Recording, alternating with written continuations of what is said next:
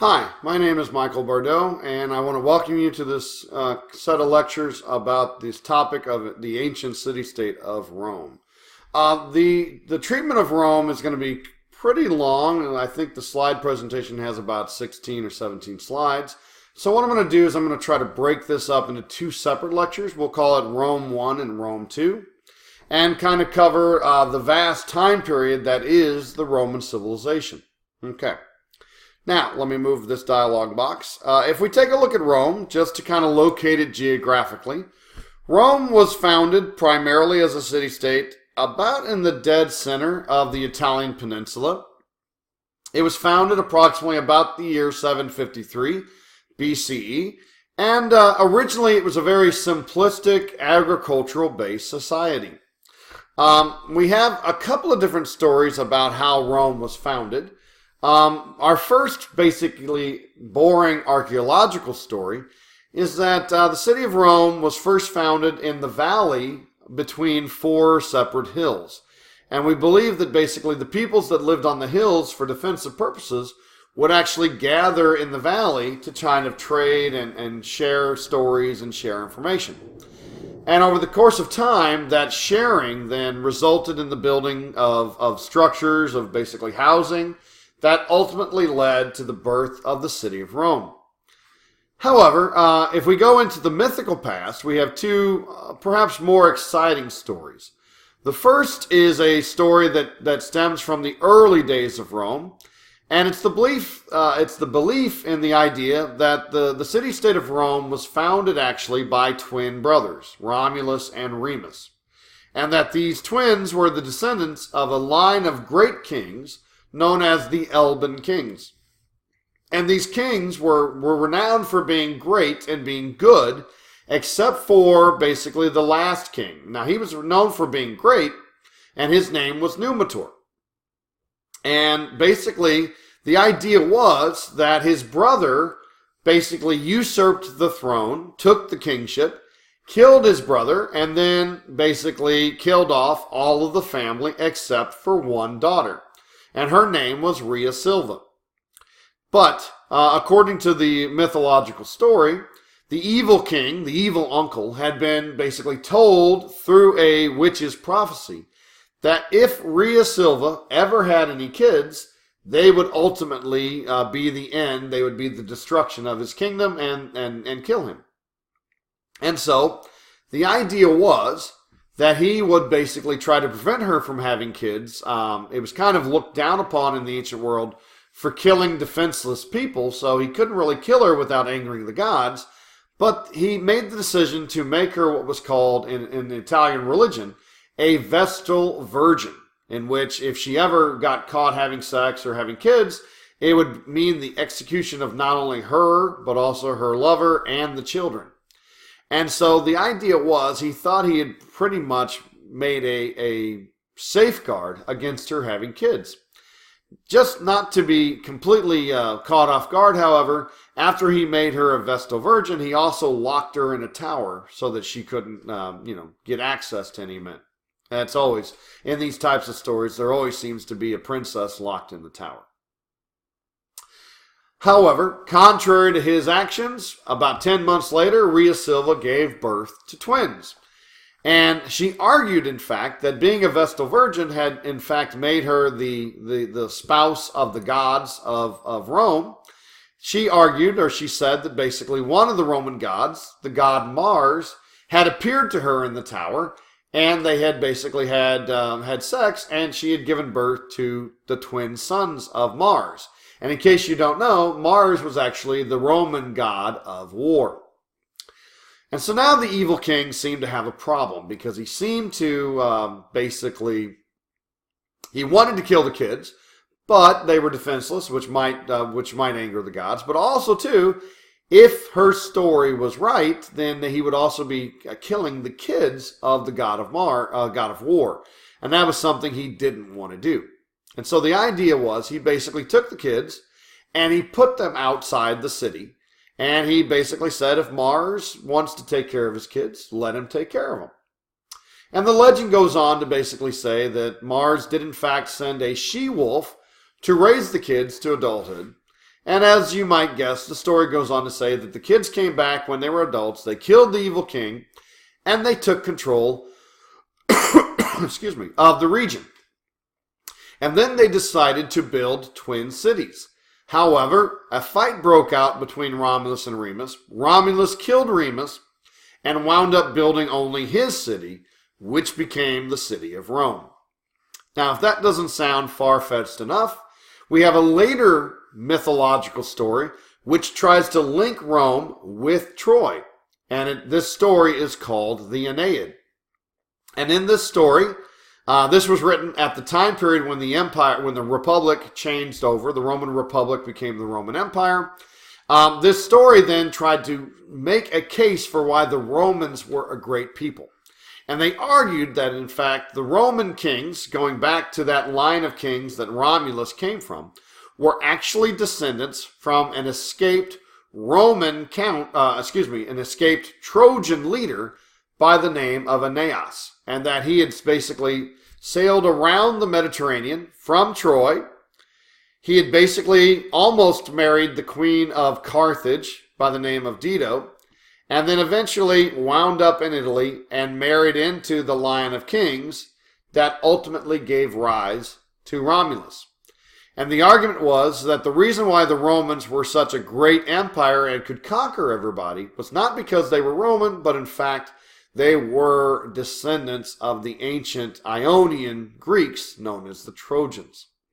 As a secondary note within this, the story was also used to explain why Carthage and Rome were destined to go to war. The story says that when Dido saw her fiancé leaving by boat without telling her, she swore vengeance and hatred upon the Roman people.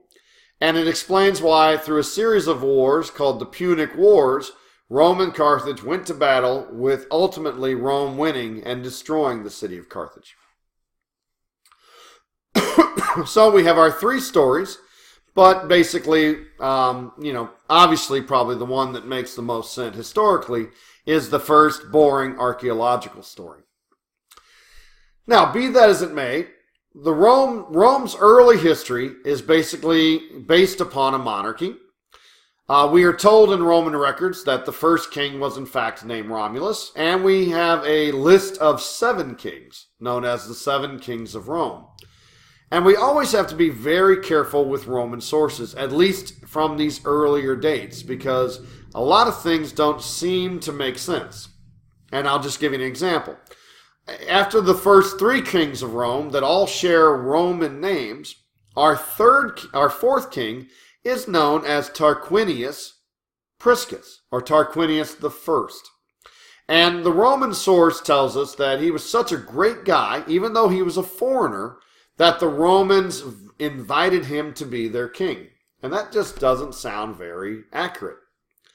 What in fact we believe happened is that the Etruscan League, Tarquin is an Etruscan name, the Etruscan League, we believe, probably conquered Rome sometime in the 600s. And that this story is meant to kind of whitewash or kind of pass over the idea that Rome was in fact defeated and conquered. Be that as it may, we have the monarchy made up of 7 kings, who from kings 4, 5, and 6, and 7 are all Etruscan-based. And we also had operating in Rome to help the monarchy run Rome, we have the upper class known as the patricians, who made up a body called the Senate. And then it seems like for more than 200 years, the Roman monarchy, with the aid of this upper class elites known as the patricians or the fathers, ran the city of Rome as a monarchy-based, political organization. Now, all of that reaches a fever point in the year 510. And again, according to legend, the last king of Rome, a guy by the name of Tarquinius Superbus, or Tarquinius the Proud, his son, Tarquinius Sextus, or Tarquinius the Sixth, basically raped the wife and sister of 2 prominent senators. The first being, her brother was named Brutus, and her husband was named Colentinus. Excuse me. And the basic idea of this story is that through the sheer corruption of the monarchy, Rome was basically under the control of a tyrant, and that tyrant's kids felt that they could do whatever they wanted, including assaulting a prominent member of the patrician family. Now, as a result of that story, as a result of that rape of Lucretia, Titus Brutus, the senators organized themselves into a revolution under the leadership of Brutus, and they basically threw out the monarchy of Rome and established what we call the Roman Republic. Now, I skipped a slide there, and we can just take a look at it. It's a little bit bigger slide. Rome started out being just this little city-state here, but by the time we reached the 400s, Rome would basically incorporate all of the land that is colored a light green, including England. And it became an extremely large empire. Not as large as Alexander the Great's, but an extremely large European-based empire. Okay? Now, getting back to our republic. The Roman Republic was established as a representative democracy with elected government positions, each of which were limited primarily by 1 year. And the fundamental concept behind the Roman Republic was to try to prevent the rise of new kings or usurpers or tyrants that would take control. And you'll notice that this takes place right around the same time as the creation of the pure democracy in Athens, which kind of also was trying to deal with that same issue that had plagued Athenian government. Now, we don't need to go through all these positions and explain exactly what they are. Just, I'll give you a brief introduction. The council was basically the commander-in-chief of the Roman military. There were 2 councils elected each year, and they only served for 1 year and could not serve back-to-back years. And that was a standard rule for basically almost all of the Roman government offices. The job of the Roman censor was to basically count the population into voting blocks, as well as to kind of control the behavior of the patricians and the government officials. That's why that job was a 5-year job. It's provided some form of security in terms of 5 years and enabled the person to be elected back to back. The praetor was a typical judge of the Roman judicial system. An aedile was like a city planner, a city manager. He oversaw kind of like the day-to-day running of the city of Rome. And the Pontifex Maximus, the maximum bridge builder, that's what it means in Latin, was the chief priest of the Roman religion. And it's important to realize that for the Romans, religion was a political thing. They saw religion as being the means of their political expansion and stabilization. And so, not worshiping the Roman gods and not pretending to worship them meant that you were basically betraying the state. And that's why, when we talk about Christianity, that's why the Romans felt it was unforgivable for the Christians not to participate in the civic expression of the Roman religion. The Romans didn't care what you believed in your heart or in your house, but they did care that you gave a public display to the gods so that you didn't anger the gods. Now, we also have listed here what are called appointed or quasi-elected positions. We have the dictator, which was a very interesting thing. Dictators were appointed by the Roman Senate. They were appointed with absolute power for a certain period of time to handle a certain problem. And it was a very rare thing that happened, but it did happen when the Romans wanted to cut through the red tape and basically establish one person making all the decisions for a set period of time. Now, as you might expect, that position became extremely rare, but also extremely likely to be abused. And that's kind of what happens near the end of the Roman Republic. That dictatorship position becomes extremely abused and winds up causing the downfall of the Roman Republic. Proconsul was created to kind of help run the empire when it got to be larger.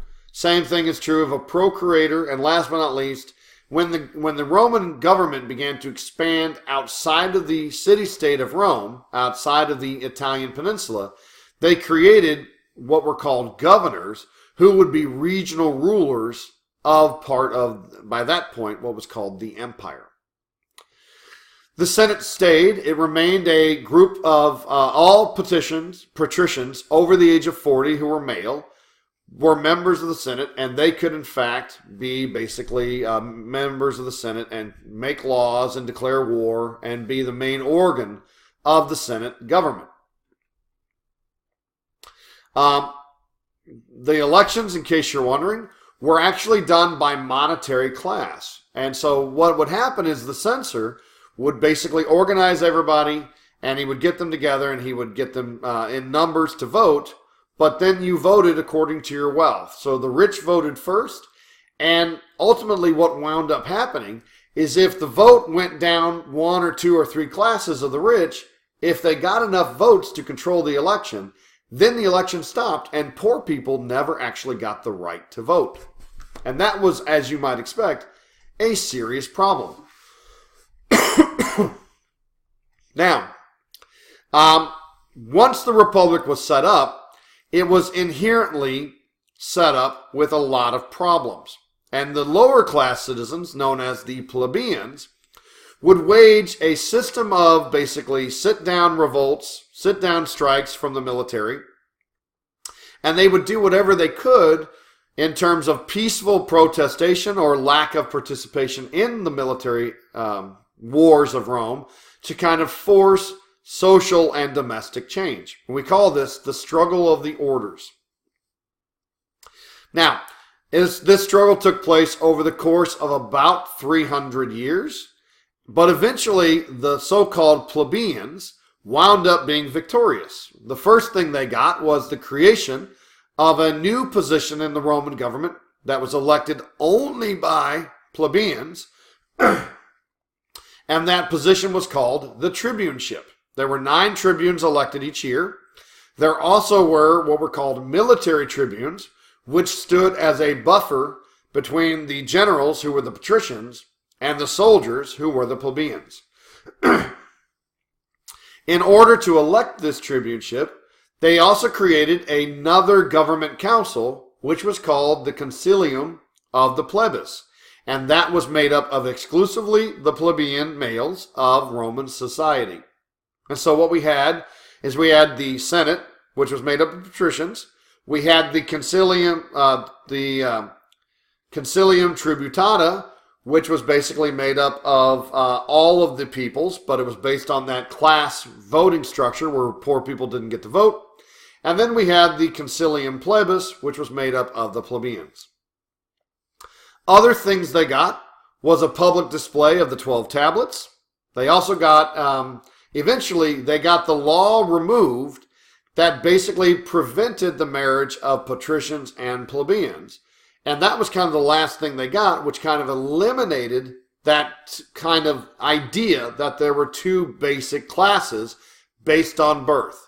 There would still remain classes based on wealth, but by the removal of the marriage prescriptions out of the 12 tables, they did get the removal of that idea of a caste system based on birth. Now, if we take a look at the Roman wars that took place in terms of how the struggle of the orders was accomplished, we have to take a look at primarily of Rome's expansion both on the Italian peninsula and ultimately outside of the Italian peninsula. Starting from their history, Rome seemed to be almost at war from the very beginning of the Republic. From about the year 510 to about the late 400s BCE, Rome waged an off-and-on war with the Etruscan League, ultimately destroying the Etruscan League and assimilating control of the League itself. As time went on, they began to build a system of allies or buffers that would protect them from outside invasions. And they did this all the way expanding to incorporate all of the Italian peninsula into this buffer kind of ally system. However, starting in the 260s, Rome went to war with its first outside enemy, known as Carthage or Punica. Now, this war was fought over who would be the dominant power of the Mediterranean. And the war got started innocently enough, or basically kind of interestingly enough, between the Syracusans and a group of Roman allies called the Mamertines. The Mamertines had invaded the island of Sicily, and the Syracusans, unfortunately, could not handle them and could not push them out. They asked for aid from the Romans, and the Romans basically ignored their response, so the Syracusans asked Carthage for help. At that point, Rome, fearing Carthage, got involved with a war with Carthage over Syracuse. And that's important to remember. One of the key facets of Roman diplomacy was, in fact, paranoia. The Romans were always scared of outside enemies. And so they, in a lot of ways, brought foreign wars on themselves by letting that fear kind of direct their actions. Now, long story short, the first war outside of Italy that Rome engaged in is the First Punic War. It took about 20 plus years to solve, but eventually the Romans were successful.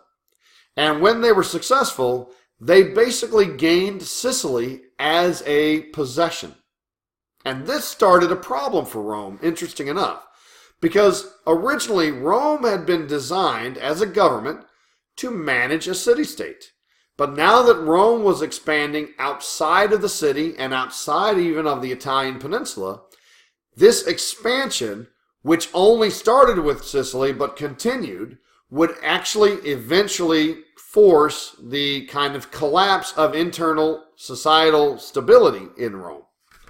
And we'll kind of talk about that. So, after the Romans conquered Sicily and basically took Sicily, the First Punic War led directly to the Second Punic War, in which a Carthage general by the name of Hannibal blamed the Romans for the loss of his family's greatness. His father had been the person who negotiated the treaty with the Romans in the First Punic War, which the Carthaginian government felt was unfair and extremely unpopular, which ultimately resulted in the exile of Hannibal's father, Hamilcar Barca.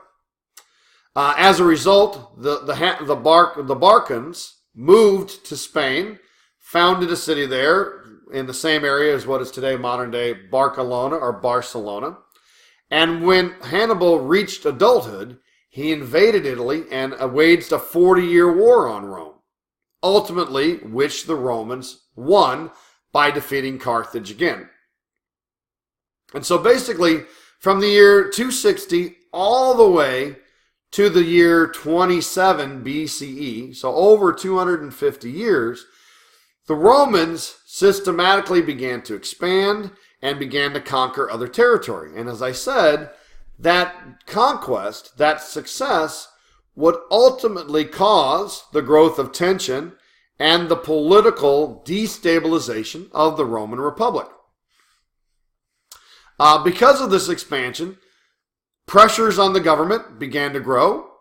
These middle-class soldiers that had to travel for these wars wound up being unable to basically get home in time to plant their crops.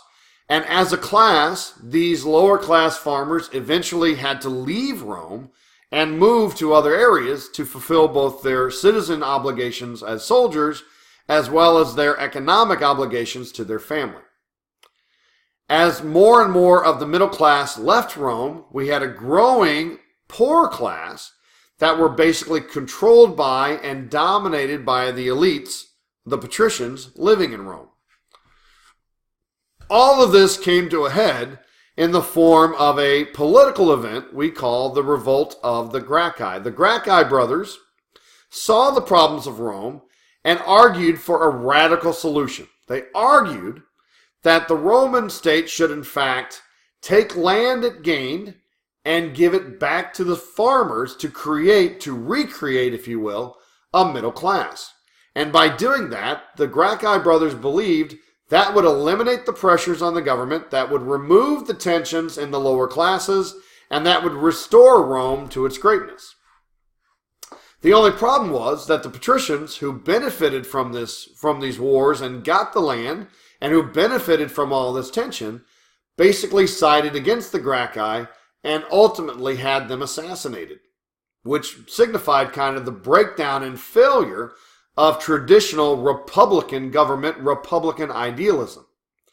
At the same time, another problem or another crisis that was building was the rise of powerful generals who basically assumed great amounts of wealth and power over the military, who ultimately had eyes to kind of take over the republic and establish themselves as dictators. And so basically we have a destabilization of the political structure. We have a destabilization of the traditional Roman Republican government, and we have that coupled with the rise of individuals that are actively looking to overthrow the republic and establish dictatorships. And all of that came together to kind of produce a set of events that forced the collapse of the Roman Republic. Now, at this point, we'll go ahead and stop there, and we'll pick this back up in our second lection, which is called Rome II, and we'll describe kind of the immediate events that caused the downfall of the Republic and the rise of the Roman Empire. Once again, I thank you for watching these videos. These videos are very short. We could spend hours going through this material, but I think I hope they help to kind of answer some questions and to partner with the online resource materials that you have available to read to kind of fill out and kind of give enough information to understand the historical context that we're going through. Once again, I thank you, and I'll see you in the next lecture.